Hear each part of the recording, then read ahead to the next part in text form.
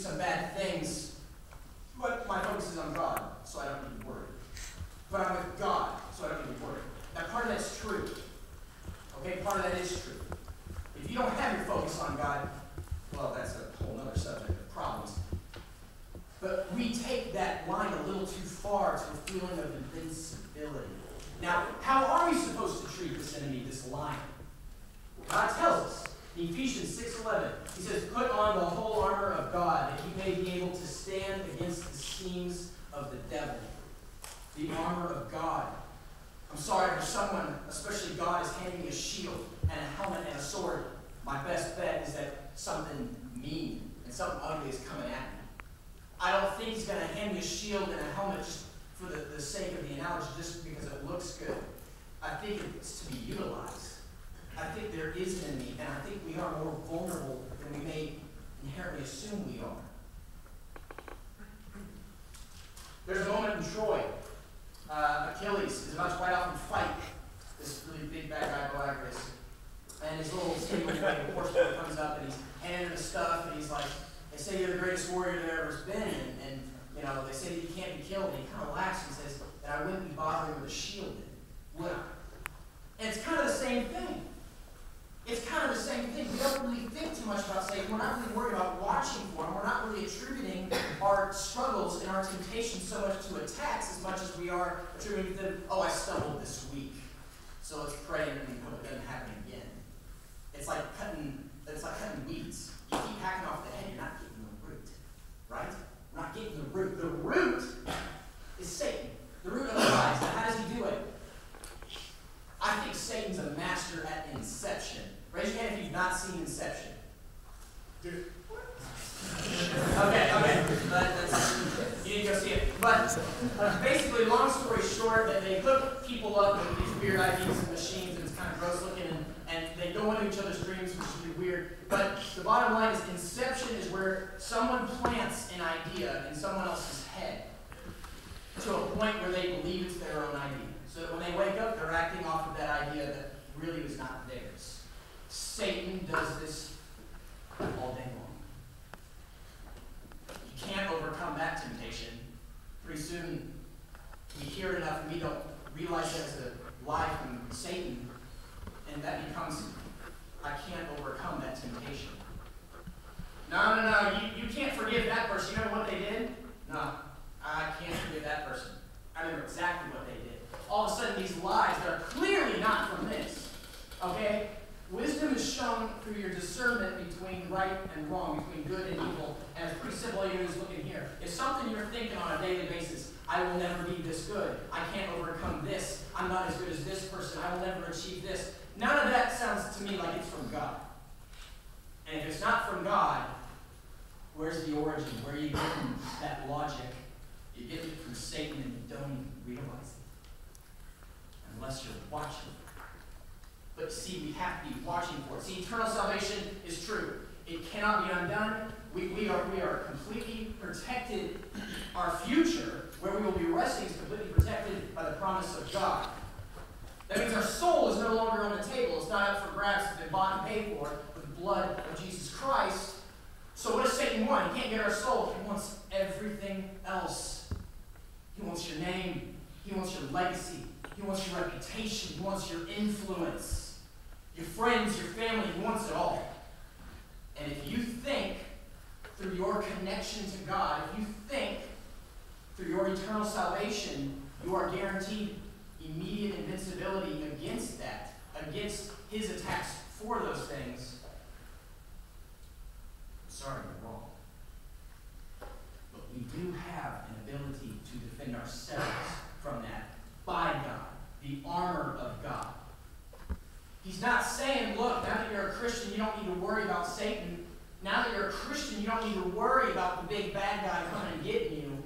No, he's saying he's still out there, and he wants everything else from you. He can't get the greatest part about you. I've already got it. You're safe there. But don't think that that safety is more important or should be used as a reason to overlook everything else in your life that can be attacked by Satan. If you're not watching, if you're not caring about it, if you don't really think about it,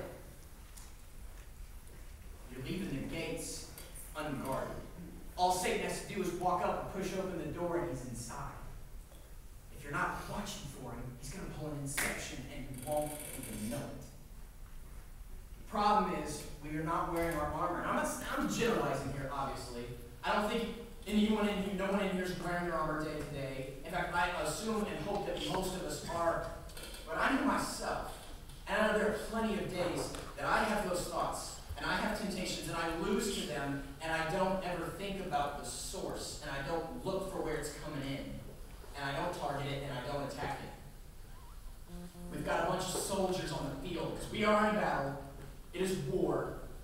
We have armor, but we got a bunch of soldiers walking around the battlefield naked.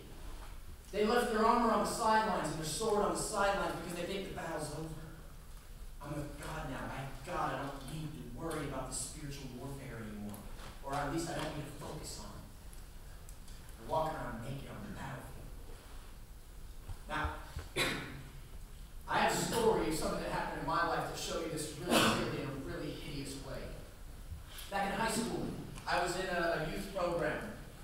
Kind of a big deal. It was the big youth program in our area of Cyprus. Everybody knew it, and most people went to it. If you didn't, you'd at least been to it a couple of times. And it was a big deal, and a lot of hype, a lot of money, and it was growing and becoming pretty awesome. The main component of that was the youth pastor. This guy was a stud. This guy knew the gospel. He knew the truth, that he could preach it. He was changing lives weekly, and it was amazing.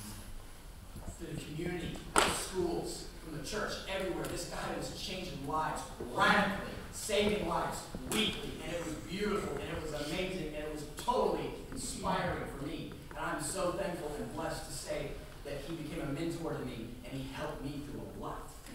I would go to him with my problems and my questions, and he worked them through, and it was amazing. And very soon, he became like a big brother to me, my main man, my mentor, and it was awesome.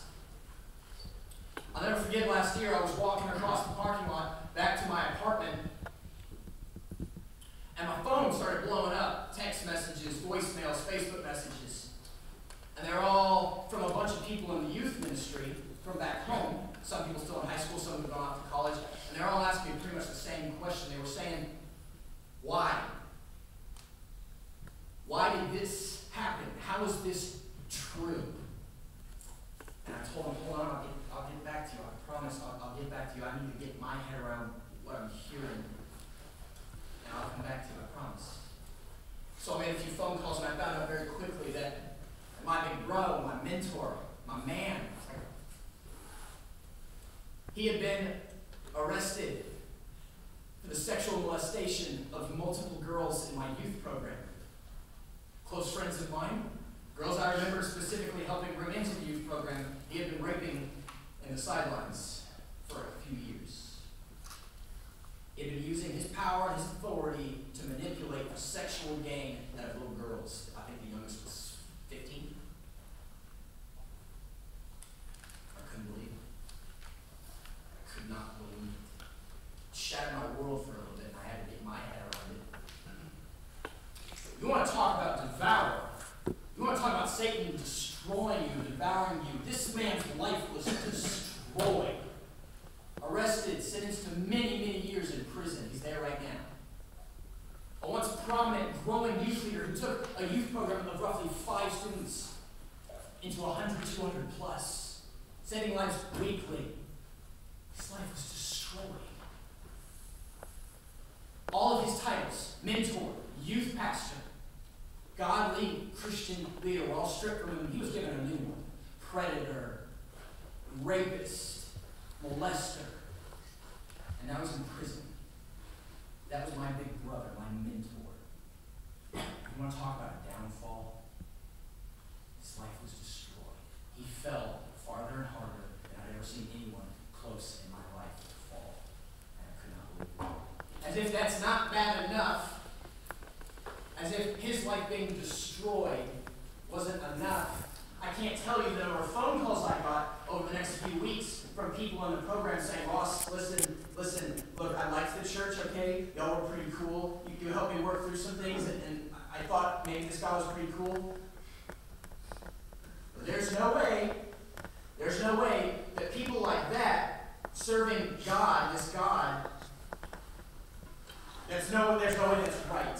I don't understand that. And if I can't trust him of all people, how can I trust a God I've never met? And they turned their backs and they walked away, no matter how much I pleaded them, how much I tried to get them to understand this was one man, his mistake. It didn't matter, they were gone.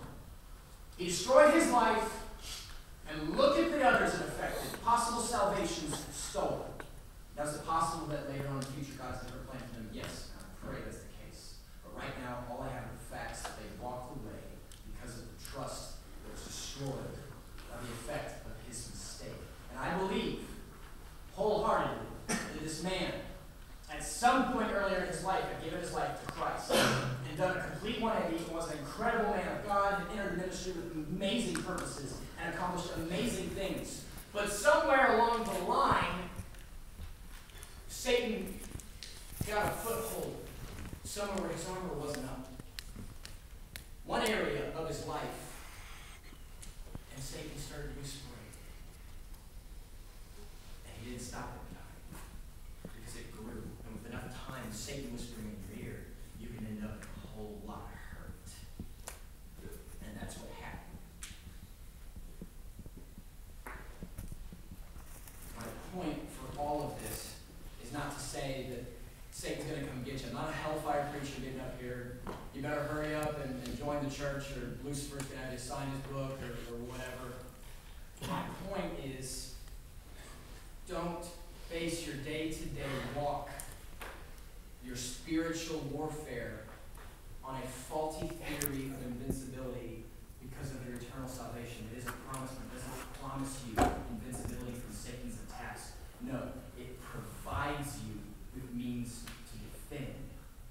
If you're not picking up your armor day to day, if you're not putting on that helmet, if you're not being sober-minded, you're not being watchful, it's like going out on a football field without your helmet and your pads, boom! You're going to get creamed. Bottom line, you're going to get creamed if you're not watching. Because that's what happened to him. Of all the men to fall, he was the last I would have expected. But all it took was one area of his life, and look at me, life's crushed. So, my point today, my hope today, is that we can all be reminded as a brotherhood, as a collection, a collective body of Christian men, that we are warriors on a battlefield. There is an enemy, there is an adversary. He is lurking out there. He is trying to attack us, but he can't beat us if we do what we're told. If we put on the armor provided to us, we can't win. We just have to remember to wear the armor, to watch for Satan, to stop his inceptions. And we can do that, but it's a choice. Not an inherited right from eternal salvation, a choice. But we all have it, we all know it, and we can all help each other remember it and watch for it. Dear Lord, thank you so much